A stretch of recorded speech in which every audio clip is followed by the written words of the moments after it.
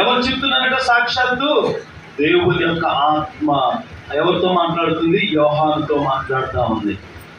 ఎఫెసులో ఉన్నటువంటి సంఘపు దూతతో ఈ మాటలు చెప్పు.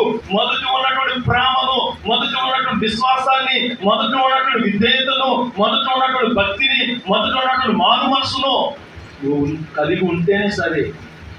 అలా లేనట్లయితే నువ్వు అలా ఉండడానికి ప్రయత్నం చేయి. లేనట్లయితే నేను నీ యొద్దకు వచ్చి నీ దీపస్తంభము దానున్న చోట నుండి నేను తీసి. ఎంత భయంకరమైన మాట వచ్చింది. అక్కడేమంటున్నాడు? ఈ సంవత్సరము కనుక ఫలిస్తే సరే, లేదంటే దాన్ని నరికి వేస్తాను. ఇక్కడేమంటున్నాడు? దీపస్తంభాన్ని. అంటే రెండు కూడా ఒకటే. అంటే సంఘములో ఉన్నటువంటి విశ్వాసి ఏం చేస్తా ఉన్నారు? మొదట ఉన్నటువంటి ప్రేమను మర్చిపోతా ఉన్నారు, మొదట ఉన్నటువంటి భక్తి జీవితాన్ని మర్చిపోతా ఉన్నారు, మొదట ఉన్నటువంటి ప్రార్థన అనుభవాన్ని మర్చిపోతున్నారు.